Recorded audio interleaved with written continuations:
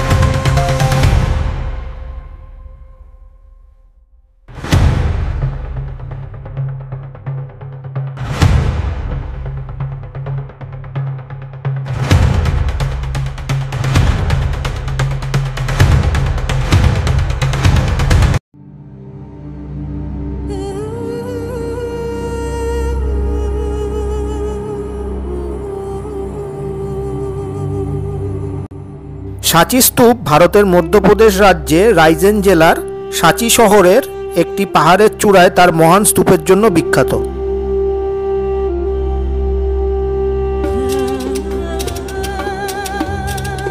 মধ্যপ্রদেশের রাজধানী ভোপাল থেকে 46 কিলোমিটার উত্তর পূর্ব দিকে এটি অবস্থিত।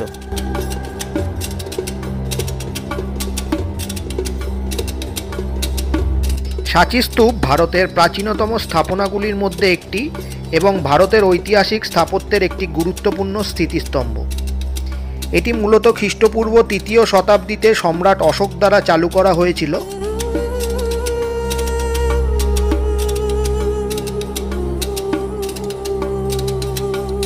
এই স্তূপের নিউক্লিয়াস অর্থাৎ প্রধান অংশটি বুদ্ধের ধ্বংসাবশেষের ওপর নির্মিত একটি সাধারণ গোলাকার ইটের কাঠামো।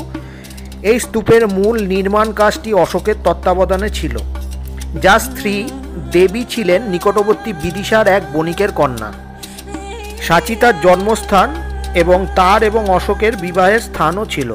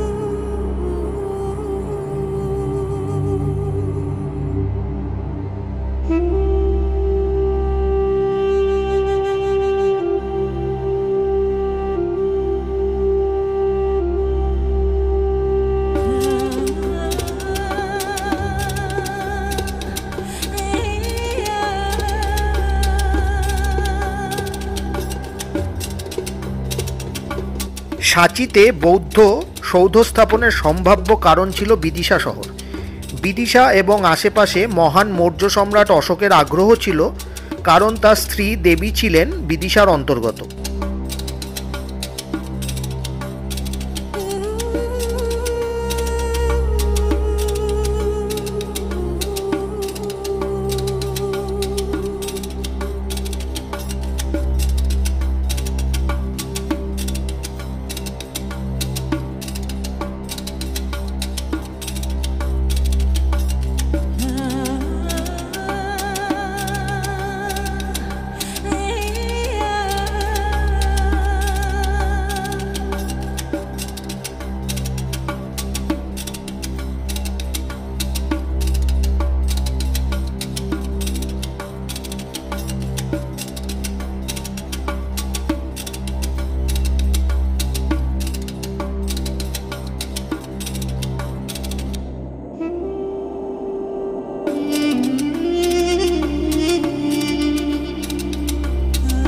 এছাড়া সাঁচি পাহাড়ের চূড়াটি ধ্যান এবং অন্যান্য আধ্যাত্মিক কার্যকলাপের জন্য উপযুক্ত পরিবেশ সহ একটি মঠ প্রতিষ্ঠার জন্য আদর্শ স্থান ছিল।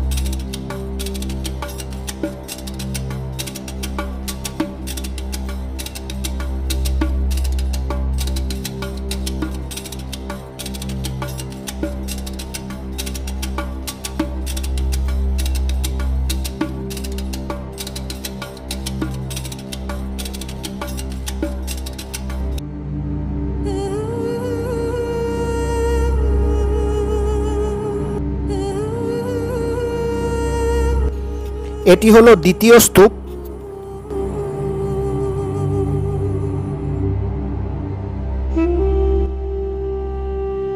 দ্বিতীয় স্তূপটি আকার এবং আকৃতিতে 3 নম্বর স্তূপের সমতুল, কিন্তু এই স্তূপে কোনো প্রবেশদ্বার নেই। এই স্তূপটিতে গৌতম বুদ্ধের জীবনের কিছু দৃশ্য অঙ্কিত রয়েছে। ঐতিহাসিক আলেকজান্ডার কানিংহাম এই স্তূপের ছাদের 2.13 মিটার উচ্চতায় 10 জন বৌদ্ধ শিক্ষকের পুরাতাত্ত্বিক ধ্বংসাবশেষ নিদর্শন পেয়েছিলেন।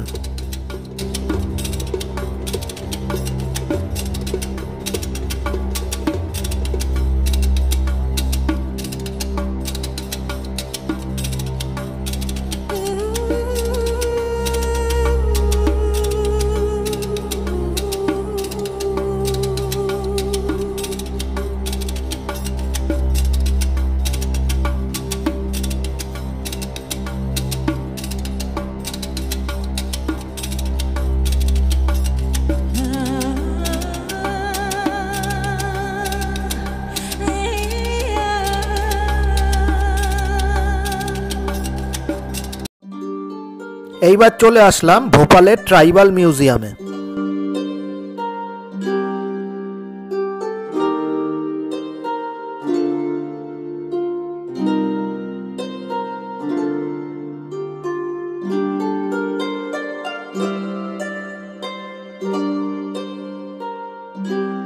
উপজাতীয় জাদুঘরটি রেবতী কামাত দ্বারা ডিজাইন করা হয়েছিল। এটি 6 জুন 2013 সালে ভারতের তৎকালীন রাষ্ট্রপতি প্রণব মুখার্জি দ্বারা উদ্বোধন করা হয়েছিল।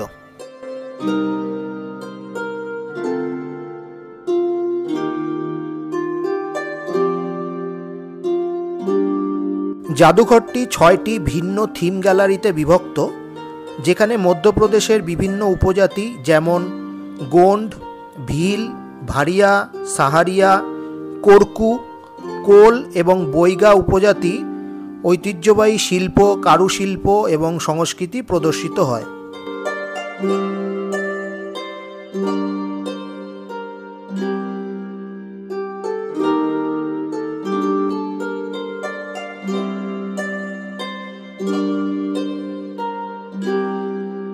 2022 সালের জুন মাস থেকে এইখানে দর্শনার্থীদের ভার্চুয়ালি এর প্রদর্শনী এবং উপস্থাপনাগুলি অ্যাক্সেস করার একটি অনন্য সুযোগ প্রদান করে।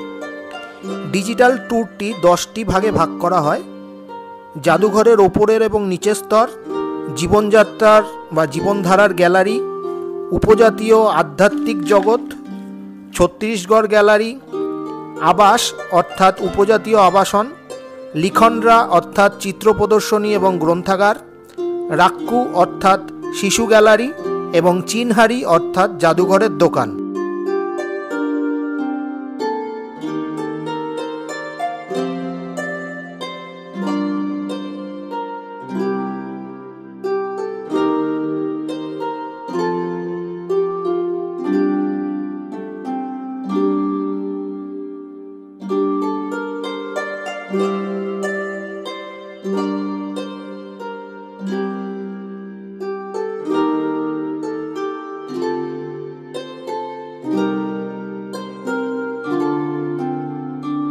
ট্রাইবাল মিউজিয়ামের 6টি গ্যালারি উপজাতি জীবনের বিভিন্ন দিক প্রদর্শন করে। প্রথম গ্যালারি অর্থাৎ জীবনশৈলী, কাদা, বাঁশ, গোবর, খড় এবং ঘাস দিয়ে তৈরি গোন্ড, কোরকু, ভিল এবং সাহারা উপজাতির ঐতিহ্যবাহী ঘরবাড়ির একটি গ্যালারি, যা তাদের ব্যবহৃত কৃষি সরঞ্জাম, মাটির পাত্রের মতো প্রয়োজনীয় জিনিসপত্র চিহ্নিত করে। এই আবাসন কাঠামোগুলি একজনকে বুঝতে সাহায্য করে যে ঐতিহাসিকভাবে এই উপজাতি সম্প্রদায়গুলি প্রাকৃতিক সম্পদের চারপাশে তাদের জীবন গড়ে তুলেছে।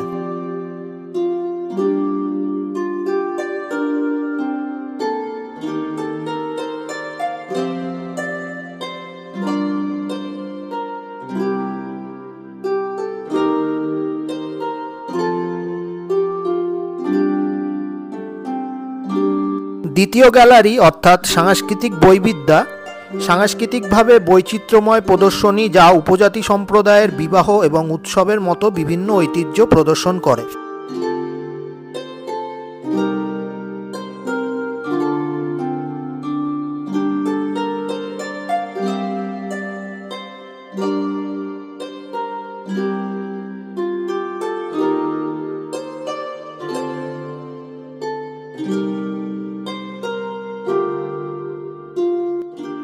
তৃতীয় গ্যালারি কলাবোধ শিল্পকর্মের আকারে উপজাতি জীবনযাত্রার প্রকাশ করে।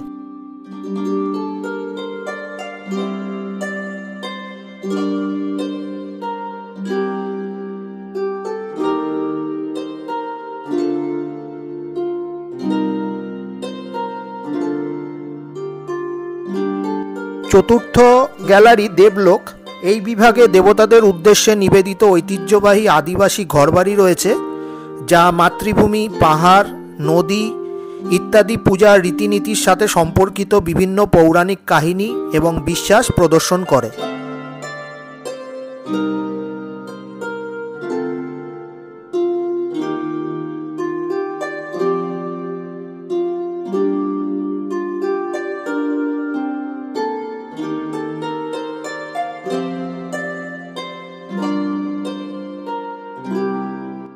পঞ্চম গ্যালারি ছত্তিশগড়ের দীর্ঘা ছত্তিশগড়ের উপজাতি শিল্পকে চিত্রিত করে।